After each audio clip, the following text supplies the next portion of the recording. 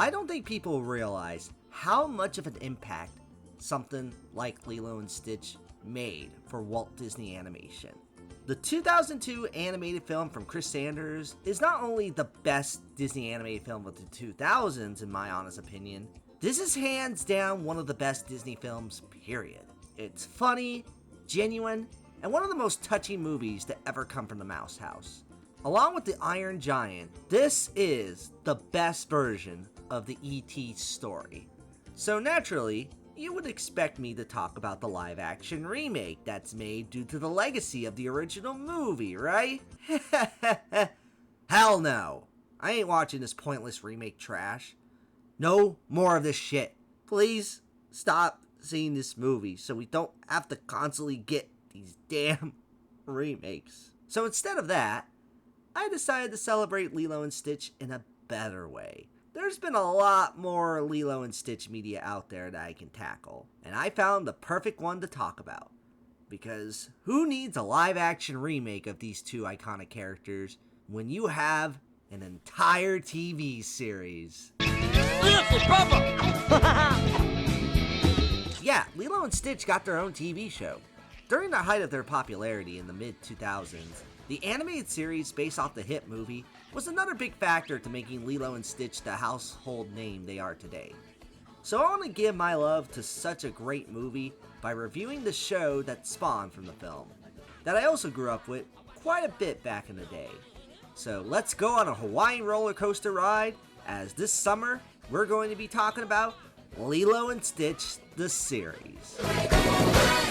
Bow! So, how did the series came to be?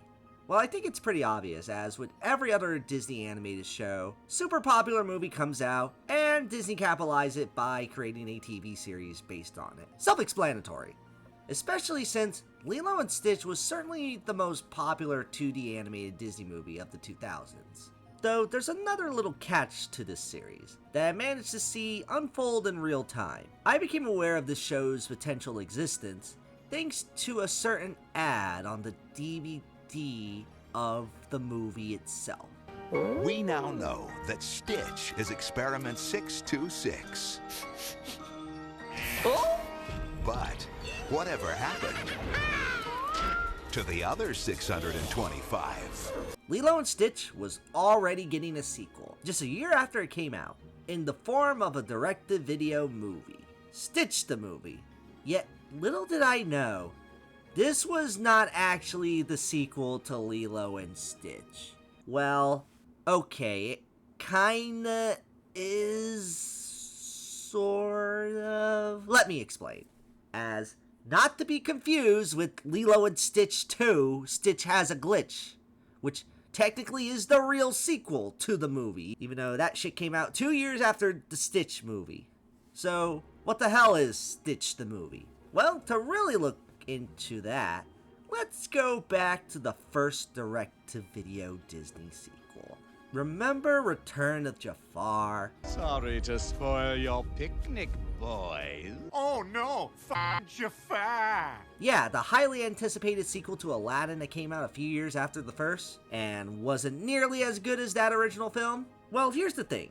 That movie wasn't quite the sequel people hoped for, because in actuality, it was more so a pilot for the eventual Aladdin TV series that came shortly after Return of Jafar. Since Disney likes to make a big deal of things, they decided to give the Aladdin TV show a warm welcome by giving it a movie to set up this series of the adventures of Aladdin and his friends. Stitch the Movie is pretty much the same thing. It's more so an extended pilot to set up the TV show. Yet, unlike Return of Jafar, this was a bit more of fun, with it being more connected to the show. They didn't call it Lilo and Stitch 2 as a way to tell folks that this movie is more tied with the show that came out shortly after, instead of setting up an obvious direct-to-video sequel with less of a budget of the original movie as the real deal. Though as far as direct-to-video Disney sequels go, this pilot actually isn't too bad. It does set up the show decently, as I'll talk a bit about this movie before diving into the series. The film begins with the return of Captain Gantu, as we see him going to a new character we haven't quite been introduced to yet. We see that he's working for this small, mysterious evildoer known as Dr. Hamsterviel. Hamsterviel! It is Hamsterviel! Whatever. We don't know too much about him and Gantu just yet, as we then shortly see Lilo and Stitch back in Hawaii, enjoying their new life as best friends with their big Ohana group. For the most part, things are going fairly well, despite Stitch having some trouble fitting in at points. Though things do take a turn for the worse as Gantu comes back and kidnaps Jumba, bringing him to Hamsterviel. It turns out that Hamsterviel is actually Jumba's former boss, and is also the reason why Jumba created all these experiments to begin with. As Experiment 626 wasn't just a random number designed for Stitch. He's actually the 626th experiment that Jumba created. Turns out Jumba still has all the experiments, and Hamsterviel now wants control of them to cause a muck and chaos like they were designed to. So of course it's up to Lilo and Stitch to save Jumba and make sure Hamsterviel doesn't take control of all the experiments Jumba created. Through this short and sweet little movie, we get a fun time for kids, despite the fact this movie might not go the same heartfelt feels that the original movie did. They introduce a few new experiments, with Stitch's predecessor, 625, and also a little electric experiment known as 221, later given the name Sparky by Lilo. It of course leads to Hamsterviel getting captured by Lilo and Stitch, leading to Gantu being stranded in Hawaii with 625, and the Grand Councilwoman taking Hamsterviel away as prisoner. The only problem now is that all the other experiments that are in capsules are loose all throughout Hawaii. So the Grand Councilwoman give Lilo and Stitch the task of finding all of these experiments. She initially gives them the task to destroy the experiments, but Lilo refuses. As the saying goes, Ohana means family, and in this case, the other experiments are Stitch's family, or cousins, as they like to call them. So Lilo offers a better suggestion of trying to find all the experiments a home instead, which is possible given that both Lilo and Stitch found a place for Sparky at the lighthouse, where his electricity would come in handy there. Though that's basically where the real premise of the show comes in, as Lilo and Stitch the series is basically about the two finding all of Stitch's cousins and finding them a proper home where their unique powers are needed. Every episode deals with a different experiment, and it usually results in Lilo and Stitch trying to capture it in the mix of whatever conflicts the episode might deal with for these characters, in a series that lasted from 2003 to 2006. Now, before you ask, no, there are not 625. 623. Right. There are not 623 episodes of this series. I mean, it would have been impressive if they got that amount of episodes within that short amount of time frame, being on par with The Simpsons in that regard. But there was no way the series was going to have that many episodes. Even The Simpsons didn't have that many episodes around the time this show came out. There are certainly ways they've showcased a lot of the experiments in the show, despite the series having less episodes than experiments here. Either way, the series is a simple Monster of the Week premise, where the two have to gather experiments with a bunch of typical tropes that happen. There's usually an experiment running amok. Lilo and Stitch has to find them. There's some other conflict they're dealing with that the experiment gets involved with. They usually come across Gantu, and then they eventually find a place for the experiment where their powers are needed. It's a neat little premise that does have a little bit of variety, despite the formula the series has. This route of having so many different experiments in the show also gives a lot of comparisons to another big popular show around that time, as many people would often say that this show was Disney's answer to Pokemon. Yeah, Pokemon's whole deal with them trying to catch a bunch of different creatures is very much in line with this show, where they have to catch a bunch of different creatures that are loose. There's an appeal to have a property where kids are interested in catching all these unique little monsters that have their own gimmick or power to them. When they all vary in designs and have different strengths, it's an easy way for kids to be invested in the show that they want to be engaged with by having so many merchandise of these little creatures, making this series a money-making machine. Catch 'em, gotta catch 'em all. Gotta Lilo and Stitch. Although the similarities are there, I wouldn't quite call this a complete ripoff of Pokemon. After all, Pokemon is more about raising these creatures to have them fight against one another for battle competitions, where Lilo and Stitch is more about giving these creatures a nice home where their powers can be used for good instead of evil. Plus, each experiment is unique in their own right, where Pokemon has a bunch of unique creatures of the same species. It's understandable to point out what makes these premises so similar, but they do their own thing. With this concept of catching a bunch of creatures, Lilo and Stitch the series still manages to be an enjoyable spin-off due to what made Pokemon so appealing and being unique with it. The other thing that makes this show really stand out for me is something I really wanted to get into. As now, let's take a moment to talk about this wonderful cast of Hawaiian residents and their alien friends. Much like the movie, Lilo and Stitch has a plethora of characters to go over that do get expanded upon in this show. And no better way to start talking about this cast than to cover the title characters themselves. I mean, that would make sense, right? It's the damn title of the show. Anyway, Lilo and Stitch are back here. And much like the movie, they're a great duo to focus on. In comparison to the movie, the show doesn't quite tug at the heartstrings with their relationship, but it doesn't have to. The whole point of the original movie was Lilo teaching Stitch how to be good when he was built for destruction, making it a story about a monster learning his humanity. The show already establishes that these two are in a much better place now than they were in the last movie. So it's more about seeing these two characters have fun in a formulaic TV show. That also works to its advantage here, mostly due to Lilo and Stitch being enjoyable characters in their own right, as Lilo isn't the typical average everyday kid who no one understands.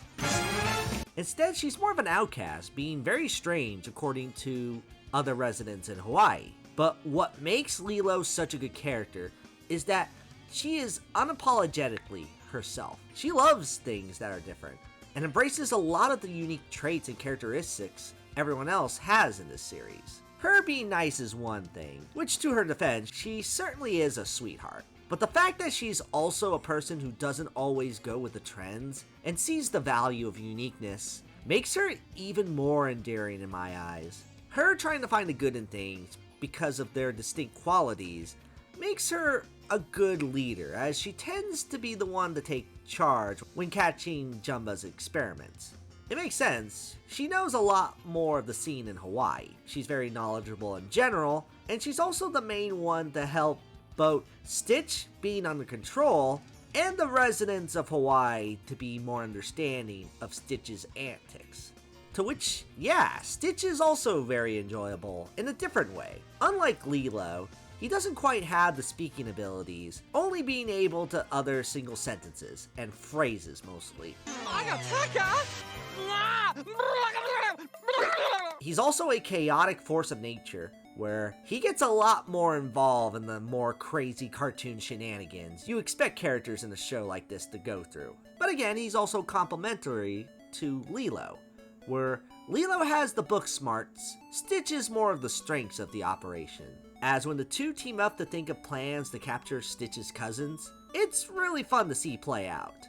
Stitch is popular for a reason, as he's both cute and also kind of a badass at the same time. And Lilo complements him pretty well, as these two are a great set of friends to focus on.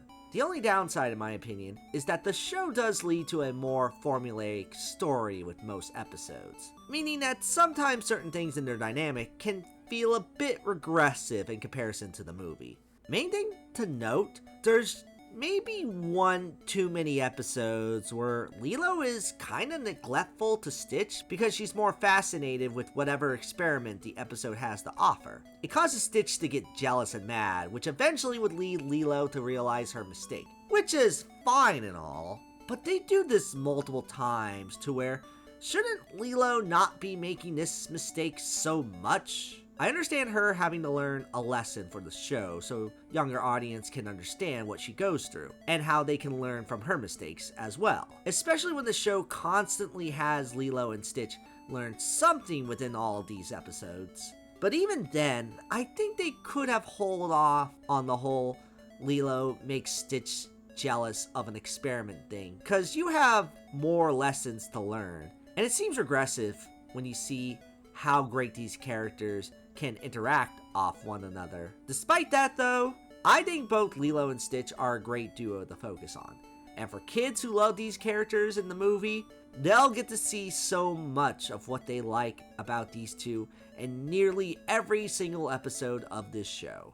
Though, it's not just the title characters that return, obviously. A lot of the other characters that appeared in the 2002 movie appeared in various episodes of this show. Nani, Lilo's sister, does have a fairly big role in this as well, being the main parental figure to Lilo and Stitch. Admittedly, she doesn't quite feel as strong as she did in the movie. It's mostly due to the movie doing an excellent job going in on Nani and Lilo's dynamic as sisters, and how real the situation they're in is for them, showcasing the real struggles of trying to be a parent when you're an older sibling. The show still has a bit of that, but not nearly as in-depth with how the movie did. But it's effective. It is cool to see these characters bond like real sisters when the going gets tough. So, Nani is definitely welcome here. Next up are the two aliens, Jumba and Pleakley, which both of these characters in the original movie are actually some of my favorite Disney lackeys. They have a great banter off one another, with Jumba being the mad evil scientist who wants to cause mischief, and Pleakley being the more responsible one, just trying to get the job done as efficiently as he can, along with being an expert on Earth facts. I love these guys, and still do, as they've always been part of some of the funniest moments in the entire movie for me. In the movie, they're mostly lackeys, who end up having a change of heart by the end. So in this series, we see them more as supportive members of Lilo's family. They work pretty well off of another still, and much like in the movie, they have plenty of funny moments where they banter off one another really well. Wow! You said it wouldn't hurt! It's not hurting me.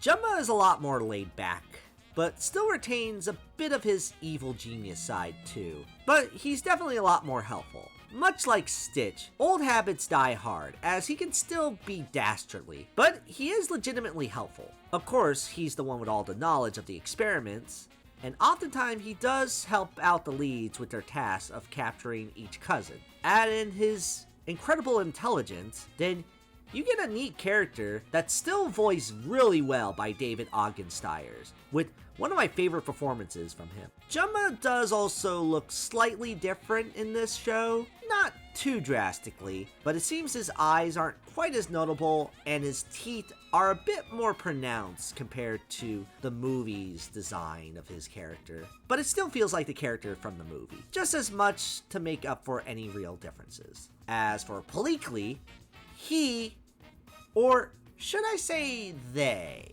are also quite a fun character to see throughout the show. Pleakley was the nicer of the two for sure, and here, they are given a lot to do as they still have quite a fascination with the Earth culture, oftentimes being the main one to indulge in various Earth activities. He's supposed to be an Earth expert and embraces that by trying to fit into various activities in the mix of the experiment hunting. Another very likable presence on the show, and it's always fun to see how he can interpret common Earth things. Another thing to note about Pleakley in this show in particular is that he might be more of a they, as upon further reflection, many have made a good argument for Pleakley being a good example of trans representation in an animated show for kids. While Pleakley is considered a male biologically speaking within the movie, more often than not, this character expresses himself by dressing more like a woman. Yet, the good thing about this show, in regards to Pleakley as a character, is that no one has an issue with a male character dressing and identifying more as a female character. People treat Pleakley's more feminine appearance more so as this character wanting to dress how they want, And if it means they're the opposite gender than what they were born as, then it shouldn't be seen as much of an issue. Especially since Bleakley is still a very funny character who does contribute to the group so well. So it shouldn't matter if they want to just identify more so as a girl. It's really cool to see that no one takes issues with them being out there expressing their gender the way they want to be. Now you might think it's unrealistic that you don't see much disdain for a character like Bleakley expressing themselves from other people in this environment. I mean, it is a cartoon after all. It's not supposed to be that realistic.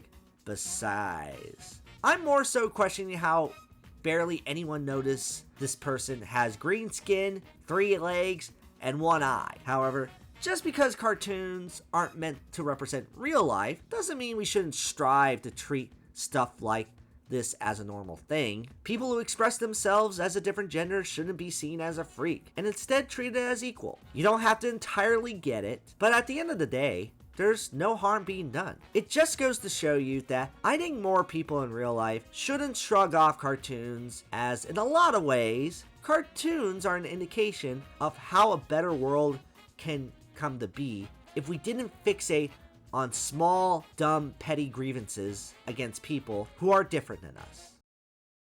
Ever thought of that? Anyway, next up is essentially the character who ended up as the film's main antagonist, leading to this series' main villain, Gantu. Now I have to admit, out of all the characters from the movie, I actually think Gantu is a bit better here in this show. That's not to say I dislike Gantu as a character in the first movie, but let's be honest, he was never one of the strongest aspects of that movie. He was a perfectly serviceable antagonist that was a good threat to the hero during the 3rd act, but not the most in-depth as a character. He worked for what the movie required him to do, and was decently characterized, but not the thing people remember the movie for. Basically what I'm saying is, you're not going to see Gantu on a lot of top 10 greatest Disney villains lists, cause in the movie, he's just fine. Abomination. Stupid head. The show actually utilizes him better, and I think that's in part due to the fact that we get a lot more of him than we did in the movie. We see that Gantu is one of those no-nonsense, very determined bad guys that tries to get what he wants. He wants to prove to his boss that he is the best. But the downside is, Hamsterviel clearly doesn't appreciate any of the effort Gantu does, even in spite of how much he screws up too. You see that Gantu does have a bit more to him outside of no-nonsense villain, as he is very irked at his boss, and in a way you kind of feel bad for the guy, as he just puts up with it. Even when he's not dealing with Hamsterviel, we see more of what he likes and what he dislikes, and more moments where he does have fun. So in comparison to the movie, I say he's a bit more enjoyable. At the very least, this character has always been one of the main roles I tend to associate Kevin Michael Richardson in, and for good reason. Do you know that I, Gantu, former captain of the Galactic Alliance, couldn't even win 1 plushie toy? I'm sad for you, Gantu. He's great at this character.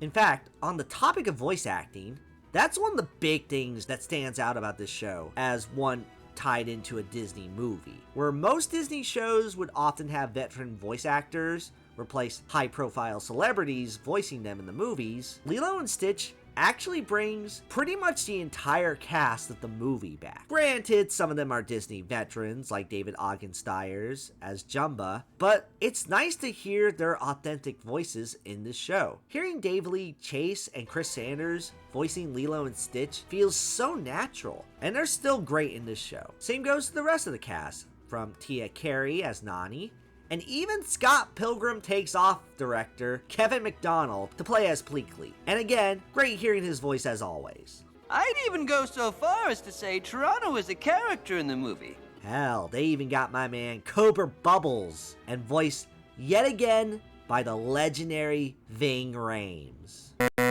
Okay, not quite. He does reprise his role as Bubbles in the movies, but not in the show. Because you seriously expect them to have Marcellus Wallace and Luther from Mission Impossible voice a character in an entire TV series? The character does appear in the show. However, the few times he appears in the series, he's voiced by Kevin Michael Richardson again. Information is power, and I like power. I speak not only for myself, but for everyone on Earth when I say thank you for saving our collective posterior. But still, even with the movie being canon, the entire cast of the original movie do reprise their roles for the show. And it's cool to see, all except for the original voice actor for David in the movie. In the film, he was voiced by Jason Scott Lee. In the show, he's replaced by D. Bradley Baker. I'm not sure why exactly that is. But I know that there's no better cure for a sour face. Don't worry, they'll be fine. But I think Pleakley tries on my clothes. Ooh. See, look at him. He's totally into it. Maybe Jason Scott Lee was just unavailable, or maybe there's some racism involved, I don't know. Either way, we get all of the characters from the movie here. And by all the characters, I mean practically everyone. Even some of the more minor characters from the movie make an appearance at one point. The Grand Councilwoman appears a couple of times. Lilo's dance instructor appears quite often. The one lady who works at the pound. The old lady who works at the little market. And even the big guy with the ice cream cone appears in this show. And yep. It's same as it ever was for him. Same as it ever was. Everyone from the movie appears in this show, including everyone's favorite character. We are sick. Sick of you. Yeah! Oh, yeah, Myrtle. Man, where do I begin with her?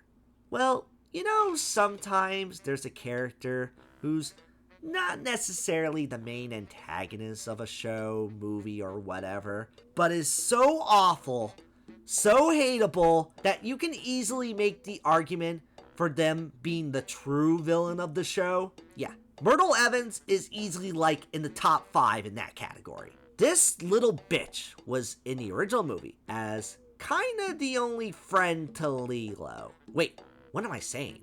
If she was even a friend to begin with. Myrtle is just an unpleasant character, and intentionally so. I mean, she is supposed to be a character that is a bully, stuck up, and has a posse that's always at her command. She was already pretty bad in the movie, but I think because we get so much of her in this show, we see how awful of a person she is. Always bossing everyone around, never in a good mood, always judging Lilo being weird, despite the fact no simple normie would even put up with her shitty attitude. The whole show just has her being a bitch to Lilo. And you see, she's not even good to her friends. Oh, Rip, it's all down. You've ruined it. We're going to have to redo the whole thing. I hate Myrtle. All my homies hate this little bitch of a character. But again, it's not like this is unnecessary bad writing. If anything, the fact the writers made a child character this hateable makes it more impressive. She's a character that no one likes. Even DW and Angelica Pickles are more likable characters than Myrtle. Yet she isn't really seen as a good guy. I mean, okay, I don't entirely get why Lilo still gives her such a pass and the time of day still. However, she is often an antagonistic force in the episodes, mostly dealing with Lilo's more personal conflicts. So when we do see her lose in some way, we're at least supposed to feel good about it. This series does have quite a few good jabs at this hellspawn of a child. What is the Hawaiian word for friendship? What kind of question is that? I don't know anything about friendship. Congratulations, you played yourself. Yeah, all the characters return. But the series does feature a few characters exclusive to the show. I mean, it wouldn't be a Disney animated series based on a movie without a few added characters. One of them being Myrtle's mom, who's not nearly as unpleasant of a character as Myrtle. She's kind of the opposite, actually, as this overtly friendly mother character that's really cheerful. I wouldn't quite call her a good parent.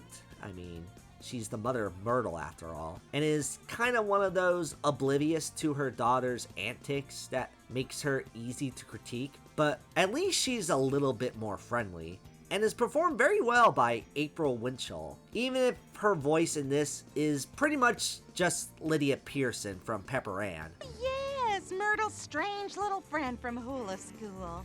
Oh, and your mutant pet from outer space. If the only man in your life is your kid's principal, you could be a single working mother. Another character introduced in season 2 is another girl that's a part of Lilo's hula gang.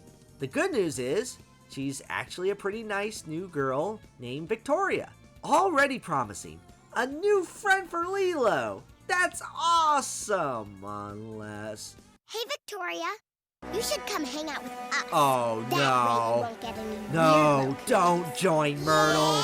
Anything but her. Actually, she doesn't join Myrtle. She ends up liking Lilo for being her weird self, as she has a lot of the same interests as Lilo. Now that's nice. She doesn't appear a whole lot often, but it's nice to see Lilo actually get another friend in the mix. Victoria even ends up getting one of the experiments as a way to help with her allergies, so no issues with Victoria here. If there's another new character that's friends with Lilo that appeared more often than Victoria, it's definitely this guy. Sup, Lilo?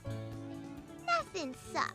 Nothing at all. Keone is this chilled, laid-back kid who has sort of a surfer dude attitude that Lilo gets along with quite well. So well to a point where Keone kind of becomes one of those characters. As in, you know how in most animated shows in general, there's always one character that the main hero has a massive crush on? Like a crush that would cause them to constantly think about the other person and hoping at the very least to be noticed by them, if not full-on boyfriend or girlfriend material. Yeah, Keone is basically that for Lilo, as Lilo has a thing for him. And you can't really blame her at all. Keone is fortunately a pretty good kid who actually does take an interest in a lot of what Lilo is into. He doesn't shrug her off as weird like some of the other characters on this show. Though, because of Lilo's own insecurities, there's a number of episodes where it's about her trying to impress Keone, or not being embarrassing in front of him. So, you get your typical crush hijinks within the series. Yet, while it's never anything too much, mostly a fling, it's nice to see Lilo have a good relationship in general with someone close to her age, and is even the opposite gender. Also on the topic of Keone, I wanted to briefly bring up his dad, who's also a recurring character on this show, Mr. Jameson. Yeah, for some reason they didn't give him a first name. He's not only Keone's dad, but he's also Nani's boss at her new job in the series as a hotel worker. He's a business owner who owns a lot of random shops and hotels that are in Hawaii. You might be suspicious of him being a businessman, but he's actually relatively friendly and open to a lot of different people, being in a place that's all about being open to different cultures. However, the main reason I wanted to bring him up is because, if you can believe it, there's something interesting about this character you might not realize or even knew about. As if you listen closely, his voice might sound a tad familiar to some people. I'll tell you who. Someone who exhibits the very spirit of aloha hospitality. I am the danger. That's right. I'm not making this up. Walter White himself, Bryan Cranston, actually is in Lilo and Stitch the series. This is really funny to see in retrospect, and I'm sure a lot of people watching this are shocked that such a big name Emmy award winning actor appears in a show like this. However, also keep in mind this was years before Breaking Bad was even a show. This came out during the time when Bryan Cranston was best known as the dad from Malcolm in the Middle. So he had more screen time to appear in a lot of random shows for both kids and adults, with this series being one of them. Not much else to say, I just find it rather funny that Stitch actually did canonically interact with Heisenberg of all people.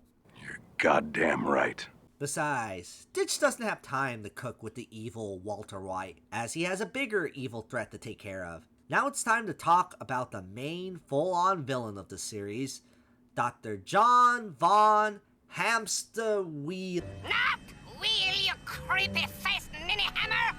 Wheel! Right, Hamsterviel. Where in the movie, Gantu works for the Galactic Federation, the show has him working for this little hamster-like alien character named Hamsterviel. He was initially the guy that Jumbo was working for in the first place, but now wants the experiments to himself, so he has Gantu to go after them. Hamsterviel is the main character in this who's not really in the movie at all, though he did make a small background cameo in the movie if you look closely. As far as the show is concerned, he doesn't interact with the main crew a whole lot, because he's been arrested. He's mostly lurking in the shadows, usually there to contact Gantu, wondering about his experiments. Though this little bastard is quite pissed off, as nearly most of the time he calls, it's just him insulting Gantu very creatively, might I add. What are you waiting for, you unmotivated head of blubber? While this dude is a dick, it is kind of entertaining to see such a little evil rat give out so many insults and names to those that piss him off. It makes me think of Robotnik from Adventures of Sonic the Hedgehog, who I'm pretty sure has the same vocabulary as Hamsterviel. You mangy, moronic metal maggots! What have you got to say for yourself? Blah! I'm sick of your attitude, you squinty odd trout face! Also performed very well by Jeff Bennett, who I have to admit, I've been neglecting talking about his great voice work. This dude has been quite a bit of shows I've talked about already, and that's not even including some of his most famous roles. The guy is a talented actor, and I'm glad Hamsterviel is a fun villain for him to portray. So, Jeff, if you happen to be watching this, I hope you can forgive me in terms of not mentioning you in previous videos I made about the shows you were in. So, can you forgive me? Stop it with all the not paying attention to me! Now get that experiment before I come there. Anyway, there's one more character I want to discuss from Lilo and Stitch the series. I saved the potential best for last, as one of the other major characters in this series is Experiment 625, the precursor experiment to Stitch. Clearly, with this dude being the main experiment to come right before Experiment 626, this guy is probably super powerful and means bad news. Well, he certainly has the capabilities to match Stitch in terms of being an all-powerful evil experiment.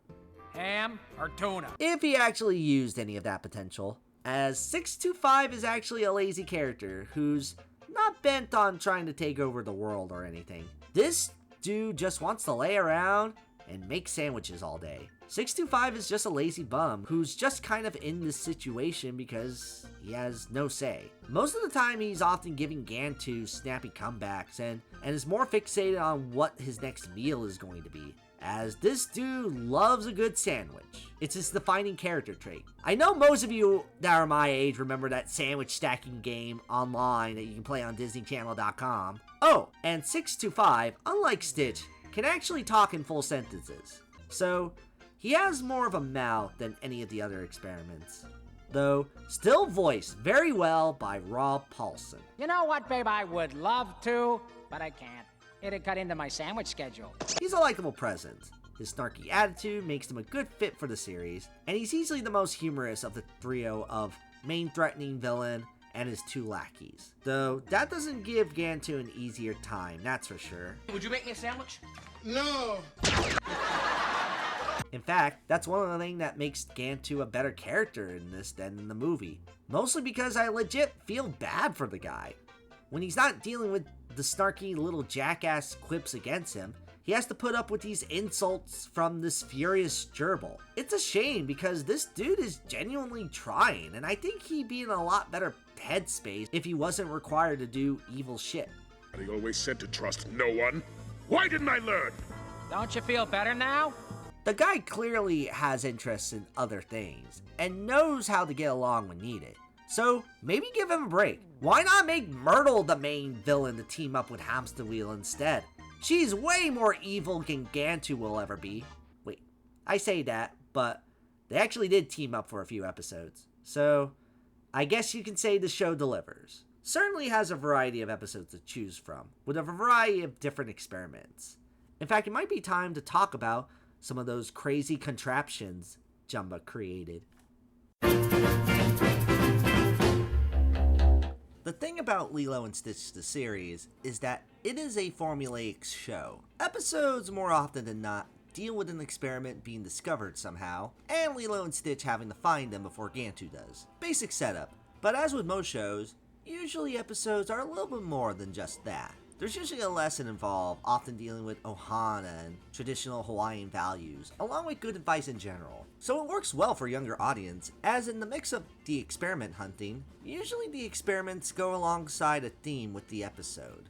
Some episodes do this better than others, as the series does mix it up a bit, with not every single episode being solely based on moving the overarching story of finding Stitch's cousins. With only 65 episodes, there's no way every single experiment was going to get an episode dedicated to them. So the workaround is that some experiments are just kinda off-screen captured, I guess.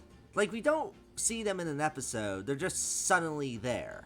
Or there's multiple experiments that appear all at once for a fight scene or something. They have to condense this somehow, but there's also some episodes that have 2 experiments as the focus, and it can be fun as well. Either way, you're still getting a series where the main appeal is whatever creature Lilo and Stitch encounter for their Monster of the Week show. Yet to give the series a lot of credit, for this being the aspect they mostly focus on, they put a lot of creativity into some of these creatures. You could argue this was a marketing ploy to sell toys, yet surprisingly enough, the experiments don't have as much merch as expected. You would think there would be a ton, considering how much merch there is of Lilo and Stitch. Hell, Stitch himself is a money-making machine with all the merchandise you can see at any store with his face plaster all over it. But outside of a couple popular ones, this wasn't a toy-making machine like Pokemon. Though, makes sense, since it was more about seeing which individual creature the episode has to offer, instead of an entire species of one creature. And one of the things that does make this show interesting is how varied the experiments really are. In terms of what each experiment does, pretty much all of them have a unique gimmick to them. Usually a power or some motif that goes with the experiment, and they do a good job mixing it up. Some episodes are simply trying to defeat the experiments, others are taking care of them, or other times it's just the experiment's powers and seeing what hijinks ensue when they're being used. There's always something to look forward to in terms of seeing what kind of neat experiment comes out, as they're all unique, including in design. You would expect for most of them to just be a plain recolor of Stitch in some fashion, and there are certainly ones that omit similar looks to 626. Yet all of them have something that makes them stand out, as sometimes they're big, sometimes they're really small, they can be cute, threatening, they can look like an actual animal sometimes, and some of them can even talk. Anyway, she's a Sagittarius, I'm a Leo, so we really could, hey, what's going on? Oh, is that for me? What to do? Hey, Jumbo. Yeah, it isn't just 625 who knows English. There are a few that do know full-on sentences. The show manages to be fun for kids in that regard to see what new experiment will be up next. And I think it's time to really talk about some of them, as a lot of the experiments would go into different categories of what kind of experiments they are. The first one you would notice are the ones that have different powers, where it's just an experiment having some sort of attack that can be used to damage something. It's all prevalent in the first episode with the experiment, Richter. He's one that causes a bunch of earthquakes. You get the gist of these kind of episodes where it's just a simple power, and Lilo and Stitch deal with a lot of situations where they have to stop Richter, leading them to find a better use for his quake power, where he makes milkshakes instead. There's one that create tidal waves, where they make him part of a water resort and call him Cannonball. There's Yin and Yang, a water and fire experiment that eventually learn to combine their powers to create an island. There's even this guy named Hollow, who create goddamn black holes. Talk about some extra dimensional crazy shit there. Yet, they even find a good place for him, with him getting rid of debris from construction. Though they don't find a home for all the experiments though. Take a look at this one named Splody Head, a little experiment that shoots fireballs, and is even part of a situation where the heroes and villains have to team up to stop him. I always appreciate a good team up, even with good and evil, because it shows when shit gets down, even the worst of enemies have to collab. Yet, unfortunately not permanent. Well, that was purely about catching Splody, this experiment.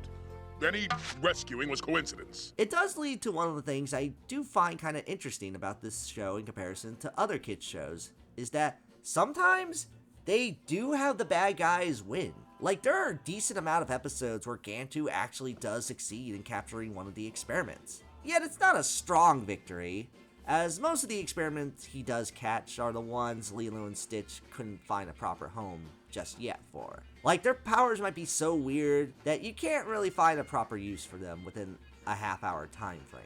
Don't worry, they return at some point. In fact, some of them return without any real explanation. It does add to the overarching narrative where they find weird and strange experiments, and a lot of them don't just have a simple power either. Certain experiments can be more powerful or even weaker depending on the situation, as there's a lot of experiments that have weird gimmicks for their powers. Not just a typical fire or ice weapon, one like this little guy named Clip, who's known for making bad haircuts. There's also this one who has spikes on his back that make it so the person becomes dumb if they happen to prick you. Yeah, very oddly specific one. Sometimes they don't have a clear power at all till it's revealed much later on. Like this one named Mr. Stenchy. This is a super adorable little dude that you just want to feed muffins to. However, the catch is... Never. I'll never... Shoo! Okay, take it. He has a bad stench to him that does end up being revealed as time goes on. A foul stench that doesn't bother Pleakley's kind. So, they don't even have Earth as a home for this little dude. Some of them have a very peculiar power to them that can lead to trouble. Like this little dude right here, who's my favorite. Okay. He's a little shit named Fibber, who's a glorified lie detector. Whenever someone's telling a lie, he makes this strange noise to reveal them in the act. Of course they gave it the most obnoxious sound around. We should move on to better things, like continue making this video. Compilating other videos. Going on a date. Going out with a friend. Dinner alone. Alright! Continuing watching through random episodes of Simpsons. Family Guy. Now can we move on? I don't think I deserve this kind of treatment. Quite a few experiments tend to cause some trouble. Stuff that would lead to more difficult ways of capturing these experiments and finding a good use for them. There's an experiment that makes people fall in love that looks like a bird. One that finds things. One that transforms into someone's fears. Hell, that one even goes existential by turning into Cobra Bubbles in one episode. I'm here to take Lilo away. Yeah, Nani's biggest fear is having Lilo be captured. I hope they don't abandon that in a live-action remake or some shit. And there's also one that melts stuff. As with the episode with the experiment that melts things, it also involves time travel, where Lilo and Stitch keep going back to the same moment in time to capture the experiment. Not because they keep losing him, but more so Lilo doesn't embarrass herself in front of Keone. Are you alright? Huh? Hey, wait a minute. This is just that Gravity Falls episode where Dipper keeps going back in time to the same moment to impress Wendy. Alex Hirsch must have ripped off the brilliance of Chris Sanders. My eye! Actually, no. Most of this is just something we tend to see in episodic television, as you get a lot of versions of the same kind of plot. In fact, one thing to note about a lot of these experiments with strange peculiar powers is that they are also involved with episode archetypes you would see in other TV shows of this caliber.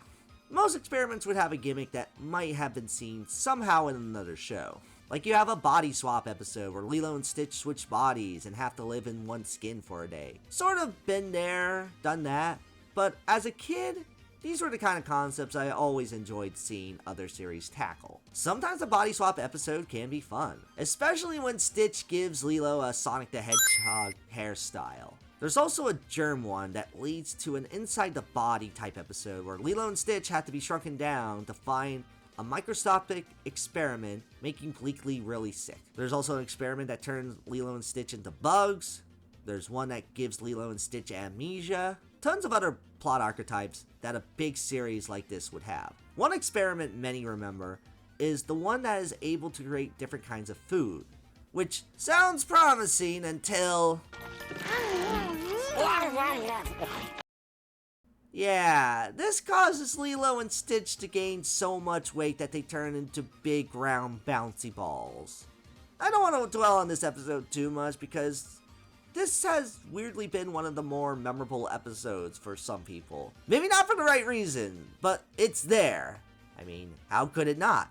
It's the episode where we see Pleakley look rounder than Mike Wazowski, and Gantu looking less like a whale and more like Brendan Fraser in, well, do I even need to say it? A lot of trouble with these episodes of characters turning into different things. There's even an experiment that turns things into babies. Yeah, of course, what big property wouldn't exist without a Baby 5 version of it? Honestly shocked that Baby Stitch didn't catch on as much as he probably would have nowadays. On the opposite end of age, there's another experiment that deals with aging a few years plus, and Lilo takes advantage of that by making herself older, leading to a lesson about learning to appreciate being a kid, especially when her trying to grow up so fast leads to a dictatorship run by Hamsterviel. I mean, what else can be said about these kind of experiments? I mean, maybe there's one that can actually explain that pretty well.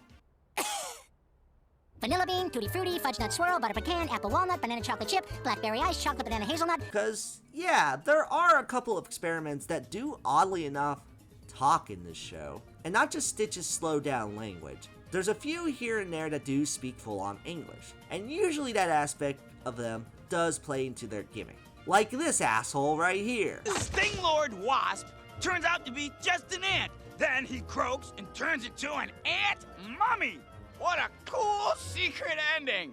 This is Nosy, an experiment that likes to poke around and listen in on some gossip, all with the voice of Pain from Hercules. Coming, your most lugubrious nymph! Yeah, that is Bobcat Goldthwait doing the voice, as Nosy is this obnoxious experiment that just likes to blur out any random secret he hears.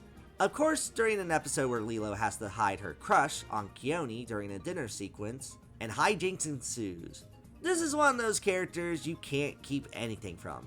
Embarrassing stories, weird fetishes, government takeover plans. You can't have this fool keep a secret for the life of you. And oh yeah, Aunt Pleakley is not a woman! You transphobic piece of shit! Then there's this guy right here. Most people won't notice you're too big, because they'll be blinded by that tacky shirt! This guy is named Heckler, and this experiment is a bit of a jokester. And by jokester, I mean he likes to roast people in the same way someone like Triumph the Insult Comic Dog does. Pretty neat idea for an experiment, and they make a lot of mileage by having him be a bit of a stand-up comedian. Although, like a lot of comedians who complain about cancel culture, his biggest fault is that he sometimes takes a joke way too far. But they still manage to find a good place for him. Honestly, I think a better place for him would have been maybe being in the balcony with Statler and Waldorf. I mean, he would have been perfect for that. Yes, but was it funny? Of course not. That'd really be shocking. Another experiment that has a bit of a mouth is this guy. So he designed me, programmed to sell anything to anyone. Yeah, they have an experiment that is able to sell stuff. He does so by putting in a good deal for you. Talks like one of those salesperson type fellows. Talks a good talk and will not go away till you pay him whatever price he's offering for what he's trying to sell you. Kind of a perfect experiment for Jumba, as if he loves making evil experiments, then no other way to do it than to exploit the evils of capitalism. On the topic of evil, there's another duo experiment this time named Bonnie and Clyde. Yeah, like the famous outlaws that got brutally gunned down in their own car. Fortunately, they don't get a punishment that cruel, just some DL time. Yet they're a neat pair of experiments, being more so this pair that acts like a dynamic duo who are thieves, with a bit of an accent too. We're just going out to have fun, be free. Steal stuff. I like these guys. They're one of the more unique experiments around here, even making a few more appearances, much like many of the other experiments. A lot of them do make frequent appearances, even if they don't impact the story too much outside of the simple capturing. There are some that have a bit more to them in the story, as I mentioned earlier. Victoria gets one as a pet, and even Myrtle gets one. Yeah, there's this pampered dog that Myrtle has that's actually one of Jumba's experiments. Meant to be like a yapping dog experiment to annoy others. Perfect fit if we're okay with this experiment staying evil, as Myrtle is worse than Satan. Anywho, One other weird outlier of an experiment is Experiment 627. Oh yeah, Jumba actually created an experiment that's a successor to Stitch, and he's just a more pissed off Red Stitch. Okay, maybe not the most original, but he does put up a challenge for Stitch, yet he still succeeds, as sometimes the original is always better, except for when it's shown that Jumba made Experiment 628. I'm sure that won't come into play at any point, though I think we should talk about an experiment that more people love, and I kind of mean it literally, as this is one of the most popular characters in the entire Lilo and Stitch series. Good job. Good job. Yeah, Experiment 624, otherwise known as Angel. Of all the experiments, I feel this is the one I see the most merchandise of, as Angel is an incredibly popular experiment of this show. It's hard not to see why, as this character is just, well, a gender swap switch. You take an iconic character, make them pink and girly, and you get instant popularity for people who already find Stitch an adorable little monster. To add to the popularity even more so, is that she's a love interest for Stitch, as Stitch is going gaga over this experiment. Okay, granted. What doesn't help is that this experiment has a siren call that makes people fall under her spell, and we see Stitch really get an attachment to her. You can't fault them. I mean, look at them. They look so cute and are made for each other. Literally. Okay, until you take into consideration that freaking Stitch is in love with his own cousin. Yeah, they keep emphasizing these experiments are Stitch's cousins. And don't give me that, well, they mean it in the Hawaiian everyone's family motif. These guys were all made through Jumba's balls, and therefore related to Stitch in blood form. So Stitch is dealing with some questionable morals, don't you think? What do you have to say for yourself? I tell you, I won't live in a town that robs men of the right to marry their cousins. Well, his loss, as Angel gets captured and doesn't fully return until the technical final episode, or at least what is seemingly the series finale, where Stitch gets all the experiments back. The ones he lost, at least. Though we never end up seeing a right home for them. Hell, I think they legit use some of the other experiments just at home for their own use. Like this sheep experiment that makes people fall asleep. He doesn't get a right home because the gang does have a use for him. But he can be used for a bigger cause than just the household. I mean, everybody needs sleep. Although I theorize it's so they can get more celebrity guests at their house, as this episode includes a guest star. Aloha, Hawaii! Yeah! Oh wait, some of you guys are younger and have no idea who this is. Well, that's famous television personality Regis Philbin, a guy who is very well known in Hollywood for his friendly persona and being known for his own talk show with Kelly and Who Wants to Be a Millionaire. This guy was everywhere in the early 2000s, so much to a point where they even animated him to be alongside Stitch. The episode ends with him literally spending the night at their house. That's kind of funny. Speaking of guest stars, there's one more batch of episodes I want to talk about before getting into the final moments of this video, as Lilo and Stitch have a few distinct episodes, starting with this one called Morpholomew. This experiment helps make things take the physical form of something else. It leads with Lilo getting into a situation where she disguises herself as Keone to win a skateboard competition. In the mix of all of that, we get this. Look at these chumps, Grandpa. They don't even know how bad I'm gonna score. Holy hell! American Dragon Jake Long! What is this, a crossover episode? Well, yeah, it is. As Lilo and Stitch actually did cross over with 4 other Disney Channel animated series. It was all the rage back in the mid-2000s, as most of the big network had at least one major crossover of 2 different shows appearing in one episode. Whether it be Timmy and Jimmy, or The Kids Next Door meeting Billy and Mandy, it was a popular enough trend that Lilo and Stitch got in on the hype. The first of these was American Dragon Jake Long, which makes sense as it was the newest series at that time, so they wanted to give that a big push. This fantastical series about a kid who can transform into a dragon as a protector of the magical realm. Played by Dante Bosco, trying to talk so black he ends up being white despite being Asian. Drag show is about saving magical creatures. It's not sci-fi. I'm out of here. Yeah, you could say the show was a product of its time. This crossover is alright though, with Jake actually being mistaken for one of the experiments, along with helping the rest of the heroes out. It can be fun to hear Lilo and Stitch interacting with Lord Zuko here, at least. The next crossover they did was the Proud Family. I will admit, at the time this series was around, the Proud Family was a show I didn't watch a whole lot when I was younger. Not to say that the show is bad, it's actually a pretty funny show. I just didn't watch it compared to other Disney animated shows at that time. I totally see why they also cross over with Lilo and Stitch, as the Proud Family was a pretty popular show, and for good reason. I mean, who doesn't find Oscar Proud to be an incredibly entertaining dad character? Look at this, Trudy. Ain't been here 5 minutes, and they're already trying to sell me stuff. The experiment in this one is one that makes people argue with one another, which of course everyone gets zapped by, so we see a lot of feuds in this episode. Feels oddly fitting for something like the Proud Family to have this kind of conflict. But overall, it's a fairly fun episode with a decent message about controlling your anger. Heck, even that one guy who you never see his face on the Proud Family appears in this episode too. So that's nice to see.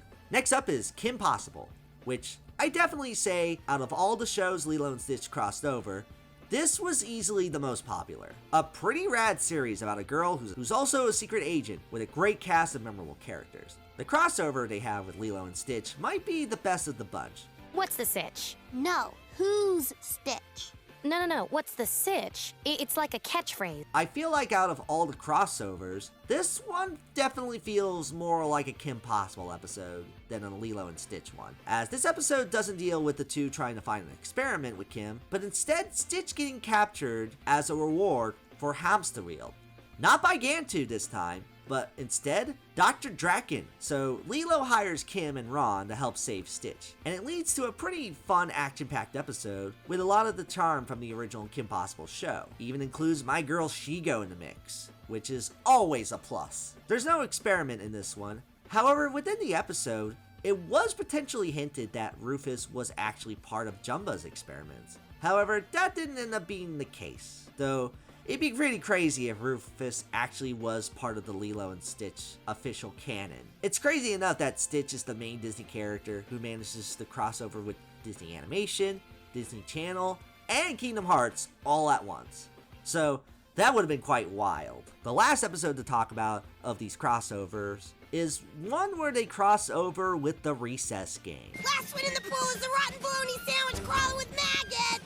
Now, out of all the crossovers they did, this one is probably the strangest of the bunch. Partially cause, well, kinda odd that these kids were somehow able to afford a Hawaiian vacation on a school trip. But more so than that, let's think about it for a second, as this episode aired in like 2005. Meanwhile, Recess lasted from 1997 to 2001? The show had ended long after Stitch got his own series, so why did you guys felt the need to make this a crossover? I get that Recess had their own movie, and don't get me wrong, the show is actually pretty great. Looking at Recess on its own, it's a series that has held up so well in more ways than one. Because the U.S. is the best country in the whole wide world, right, Miss Grokey? That's not necessarily true, Gus. In fact, many countries do far better than the United States. Oh yeah? Name some! Well, historically, Scandinavian countries have done quite well. It just seems kinda random to do a crossover with a series when it's a series that's all said and done and hasn't had a new episode in years.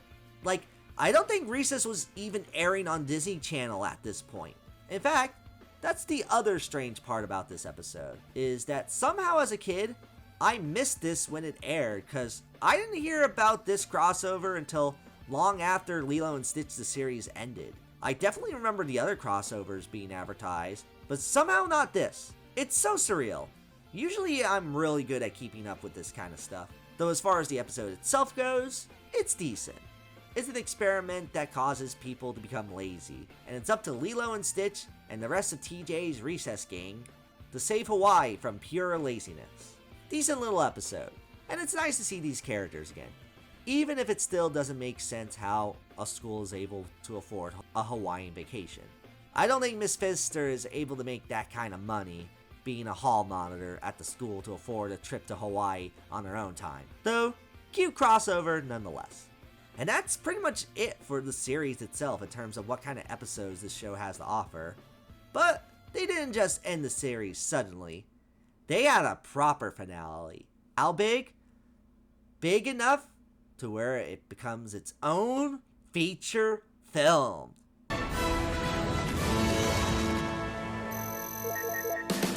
Well, another direct-to-video movie, but still, also exactly like the Aladdin animated series, this finishes how it started, as Lilo and Stitch had one last movie to serve as a series finale for the show.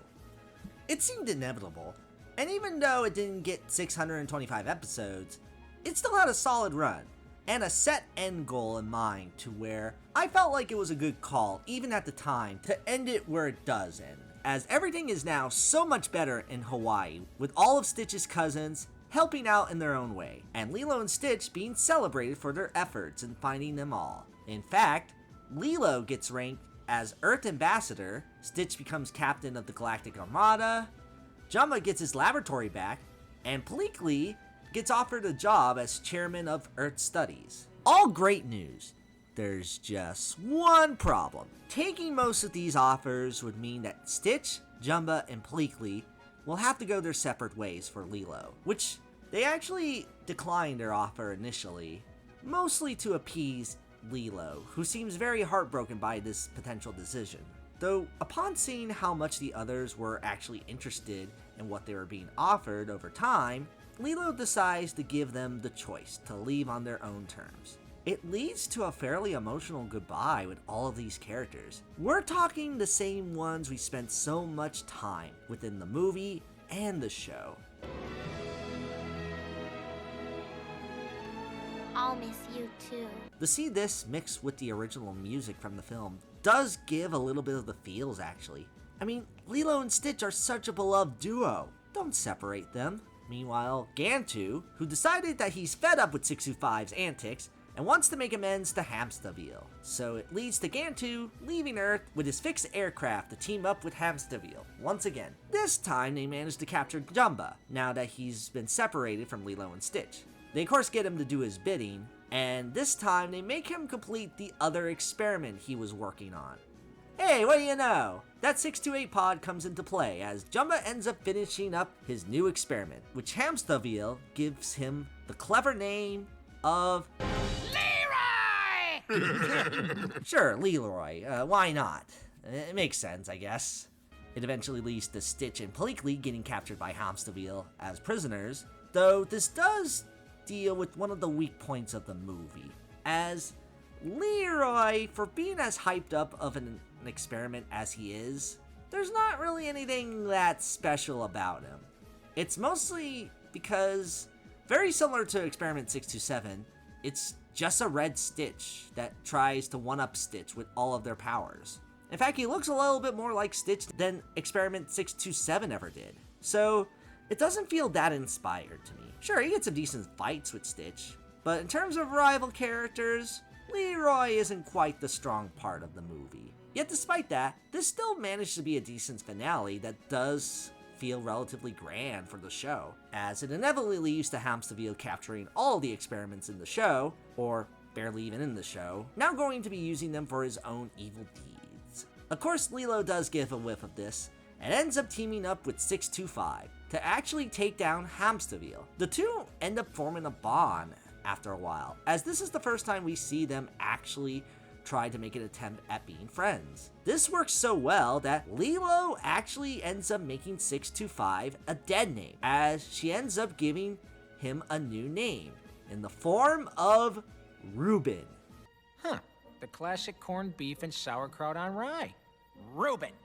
Oh, I like that. They eventually leave, and it ends up being a big space adventure that does showcase the animation a bit better here than in the show. Not to say that Lilo and Stitch the series was a badly animated show overall. It's limited as expected for TV animation, but it still retains a lot of the personality and design that Lilo and Stitch is known for. You can tell with the movies with how much more fluid the movement is, and a bit more going on in general throughout the runtime. They upped the budget a bit with the animation for these in particular. Still far from the best animation out there. In fact, it doesn't even look quite as good as Lilo and Stitch 2, but it works quite well for TV level animation. With all this excitement going on between the space battles, inevitably leads to a big finale set piece at the stadium, where all the experiments are there, and not one, but a whole army of Leroys. it ends up being an all-out war. But it does take the time to highlight all the major experiments that appear over the course of the series. Hell, even Myrtle's pet Gigi gets some action, and she apparently talks now. Nice one, cousin! That sounds like Tress McNeil. Of course, this gets a bit much, but Jumba does reveal one weakness for Leroy, as he does get a little sleepy, and malfunctions when a certain song comes on. So the movie ends with, what else? An Elvis-style musical performance of Aloha Oi. Aloha Oi, Aloha Oi. So, as a whole, despite this movie being pretty standard, it does end off the series on a very good note. It's satisfying to see these characters get one last adventure where we do see their strengths and even some improvements. Gantu actually gets a full-on redemption arc, being fed up with Hamsterviel's shit and learning to value Reuben a bit more as a partner. Hamsterviel gets captured and dances to the jailhouse rock, and Lilo and Stitch are reunited with their entire Ohana family, which proves that good will prevail and evil will always be punished. Well, I still think you're weird, but Gigi says she likes being part of an Ohana. Okay, well, maybe not every bit of evil gets punished. They're still too easy on that bitch. But it's as good as it gets for this fun series that was worth watching.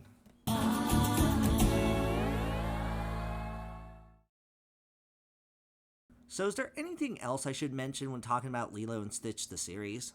Well, the series lasted from 2003 to 2006, after Leroy and Stitch came out. Yet Stitch's popularity was still prevalent, enough to where they actually made a spin-off series.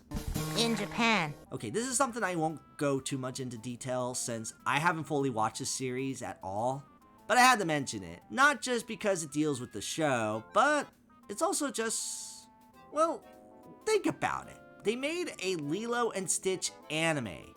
Why? Well, apparently Stitch is super popular in Japan, to the point where he's practically the mascot at the Disney parks there. They even have him managing the Tiki Room instead of the Yago and Zazu in Japan, which leads to an anime that follows up and continues the adventures of Stitch and Lilo. Wait a minute. You're not Lilo! You're a phony! Yeah, apparently there's this new character named Yuna who's the focus of the new Stitch series. So, what happened to Lilo? Just because little girl Lilo has new boyfriend now and is all washed up with 626 is no reason to act bad. Oh!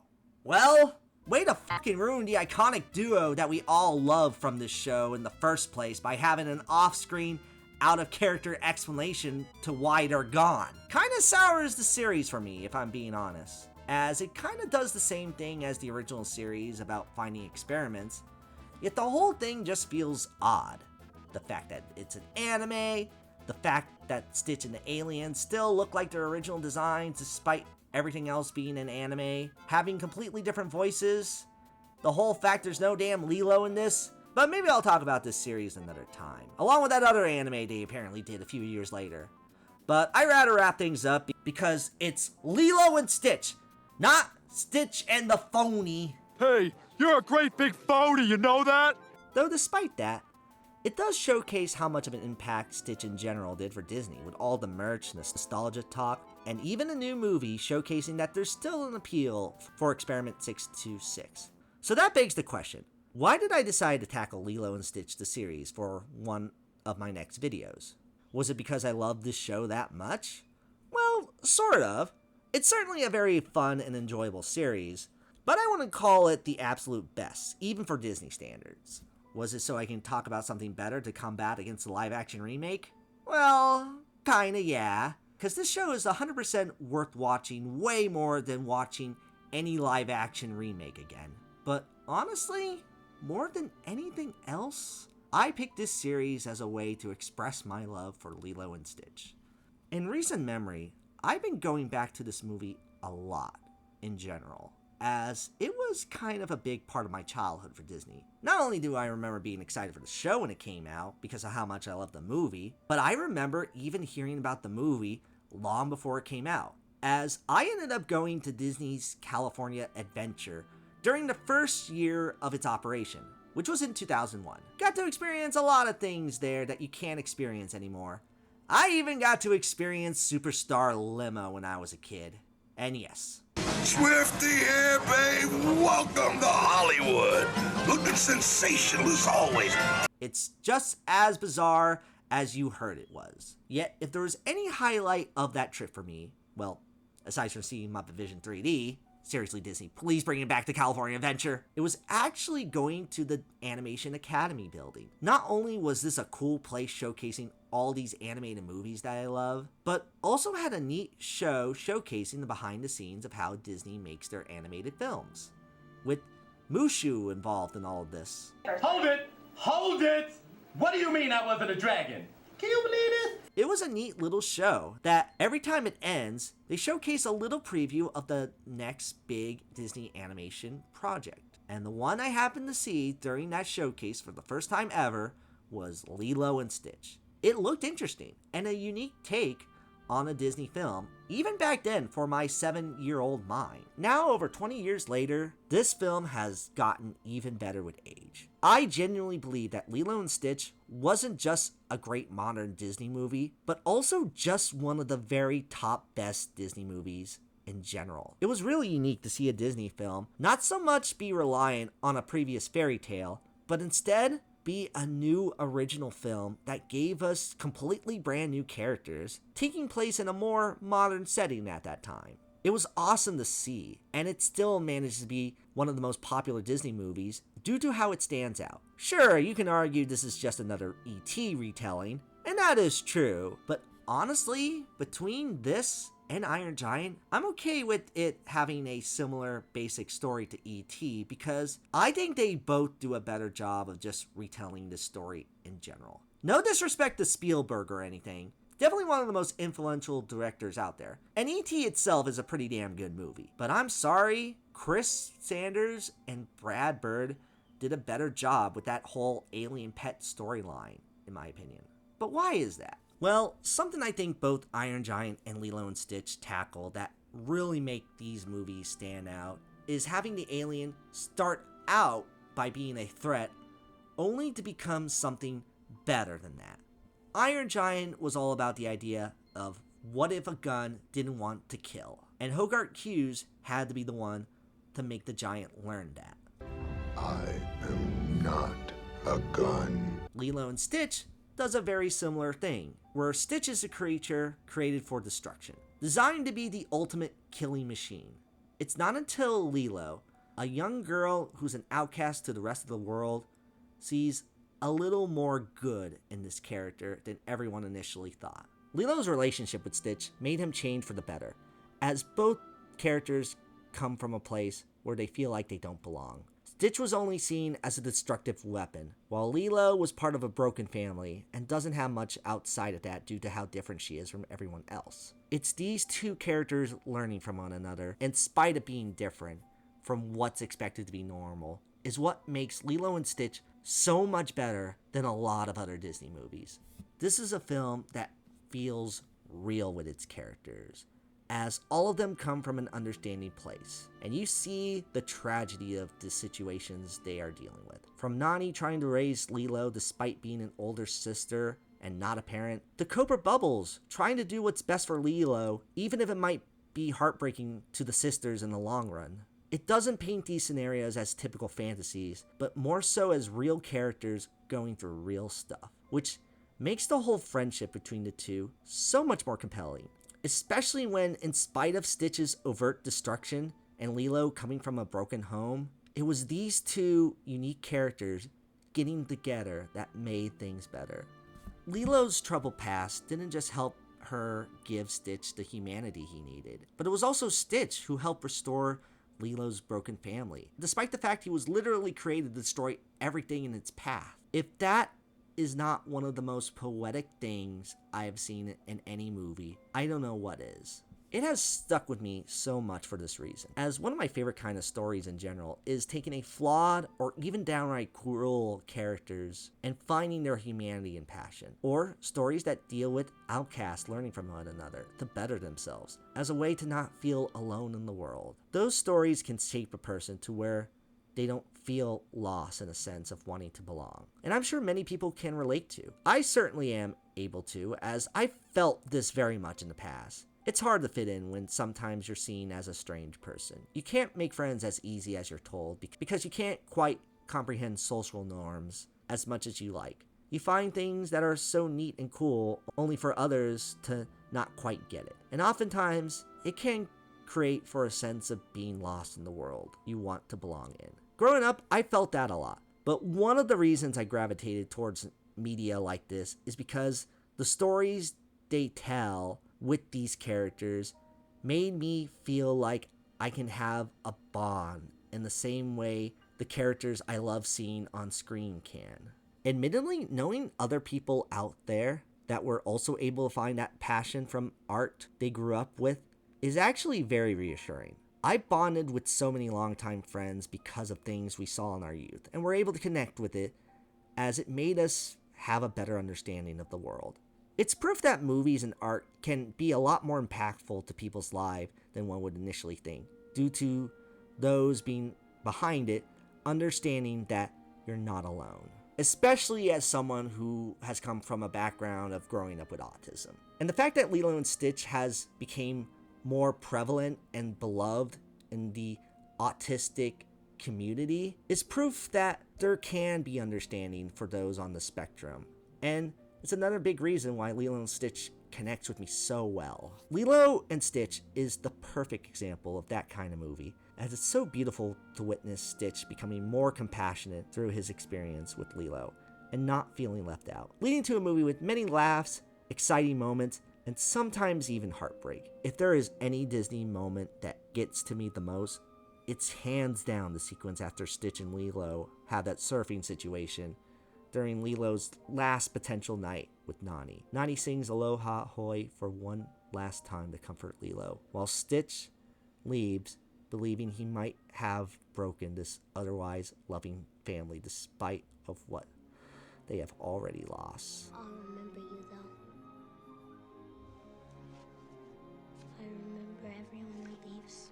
A truly remarkable character moment that is one of my favorite scenes in any movie, especially when... Lost. No. Oh no.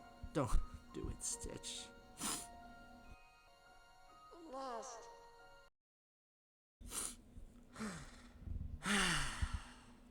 I'm sorry, I get a little emotional seeing a cute little anime alien being heartbroken.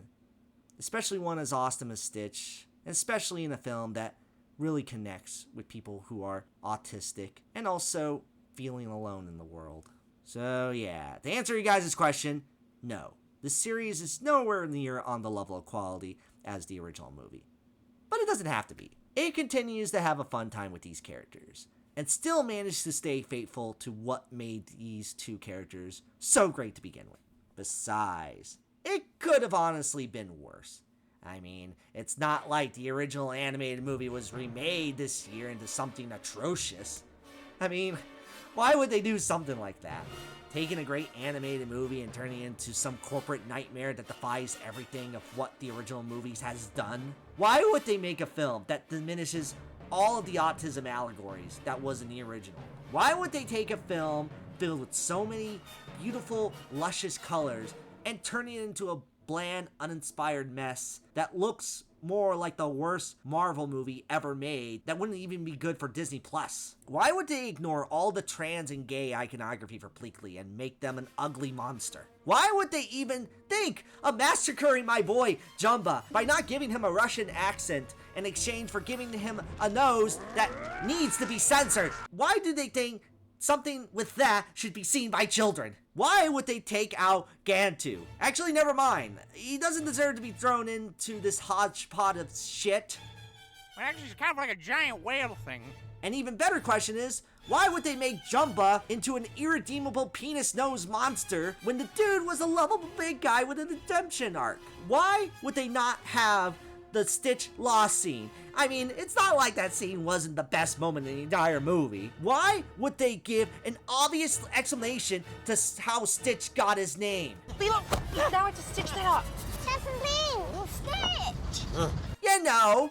His name is Stitch. It's not like it came naturally to Lilo in the original movie, because unlike these execs, Disney Animation actually knows a thing called subtlety. God, I take back everything I said about Solo, a Star Wars story after this shit came out. Why would they make Nani so neglectful to Lilo? And why would they make it so Lilo gets a new home and have Nani focused on college? Ohana means family, but not according to these old executives who just hate actually fun and want to ruin a perfectly good cinematic masterpiece. Why are they so fucking creatively bankrupt that they treat the original animated movie like a product instead of shifting their attention to new cool animated stuff? Why would you do this, Bob Iger? Why are we still hoping that the live-action Disney remake is a kind of movie worth saving? You people are insane! You're wasting your life making shit! No one cares! These movies are terrible!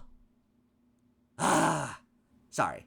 I also just get really aggravated when I see really beautiful and great films being tossed aside by horrible, soulless exec who wouldn't know a good movie if it bit them in the ass. And to answer your other question, honestly, I'd rather have the phony Lilo from the anime instead. Plus, let's be real, no Disney remake will ever be as faithful to its source material as Sonic the Hedgehog 3 was to Sonic Adventure 2. When Sonic can do a better job of being a faithful adaptation than Lilo and Stitch, that's saying something. But honestly, we don't need to waste time with this remake, because at the end of the day, the original movie had it all. And you know, that's all you need, really. You don't need to retell this story again with these characters. It's fine the way it is. No need to fix what wasn't broken. We already saw a broken family be restored just by the power of Ohana alone, as Lilo and Stitch, the movie, really does stand the test of time. It's also been a part of my life for so long that I can't help but feel like these characters and their story are family in their own way, despite being fictional. Such an important movie for me and so many others that it will never be left behind or forgotten. Wait.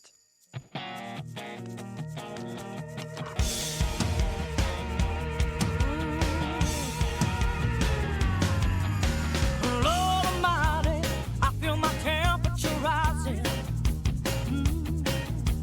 Higher and higher, it's burning through to my soul. Baby, baby, baby, you're gonna set me on fire. Yeah. My brain is flaming, and I don't know which way to go. Yeah. 'Cause your kisses lift me higher, like the sweet song of a fire. You light my morning sky with burning love.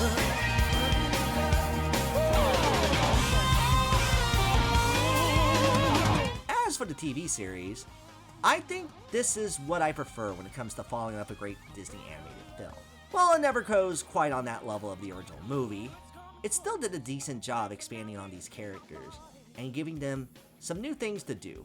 I adore Lilo and Stitch as a duo, and this series gave these two justice. With all the amount of experiments, alien technology, Hawaiian traditions, and sandwiches, the show was a great way of utilizing these characters in a neat way without having to resort to remaking the original.